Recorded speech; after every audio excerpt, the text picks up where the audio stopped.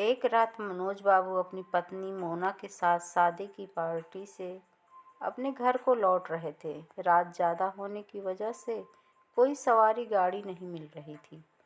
मनोज बाबू का घर मुश्किल से 3 किलोमीटर की दूरी पर देहरादून के एक पहाड़ी गांव में था। मुसीबत ये थी कि महीना सावन का था और ऊपर से जोरों की बारिश भी हो रही थी और उन्हें अपने घर पहुंचना भी जरूरी था। अतः उन दोनों पति पत्नी ने पैदल ही घर जाने का निश्चय किया। मोबाइल के टार्च की मध्यम सी रोशनी में वे दोनों आगे बढ़ने लगे। वे अभी आधी दूरी ही गए थे कि जोर से बिजली चमकी और बिजली की रोशनी में एक औरत का साया दिखा जो ठीक उनके सामने खड़ी थी।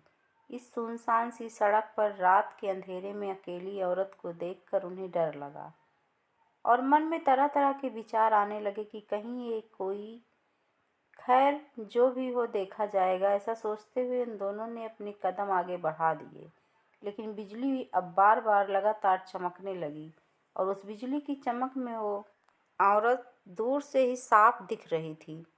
वो औरत उन्हें रुकने का इशारा कर रही। उसे देखकर मनोज बाबू की पत्नी की तो हालत खराब हो रही थी, लेकिन मनोज बाबू को अब लगा कि ये औरत शायद किसी मुसीबत में है। मनोज बाबू जब रुके तो वो औरत उनसे हाथ जोड़ते हुए बोली, भाई साहब प्लीज़ मेरी मदद कीजिए। तेज़ बारिश और पहाड़ी ढलान की वजह से मेरी गाड़ी का एक्सीडेंट हो गया है। मेरी गाड़ी इस पहाड़ी ढलान से नीचे गिर गई है। उसमें मेरी 1 साल की मासूम सी बच्ची है।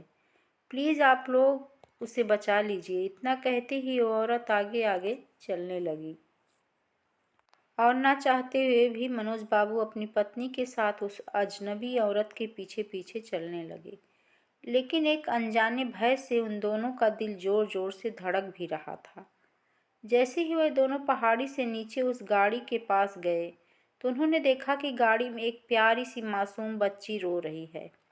मनोज बाबू ने बच्ची को गाड़ी से निकाला तो पाया कि बच्ची बिल्कुल ठीक है। मनोज बाबू ने उस बच्ची को अपनी पत्नी की गोद में दे दिया। फिर मनोज बाबू को लगा कि ड्राइवर की सीट पर भी कोई है। जब वो आगे जाकर देखे तो उनके होश उड़ गए, क्योंकि ड्राइवर की सीट पर वही औरत खून से लथपथ होकर मरी पड़ी थी। मनोज बाबू को अब सब कुछ समझ में आ गया था। वह दोनों पति पत्नी बच्ची को अपनी गोद में लेकर अपने घर की ओर चल पड़े। रास्ते में उनकी पत्नी ने पूछा, वह औरत कौन थी?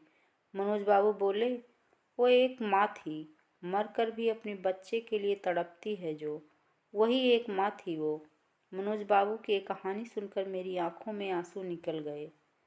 दोस्तों, अगर कोई मुसीबत में हो तो आप उसकी सहायता ज़रूर करें। क्या पता हमारी एक छोटी सी कोशिश किसी की ज़िंदगी में बहार ला दें। ये छोटी कहानी हर एक माँ की ममता को समर्पित है।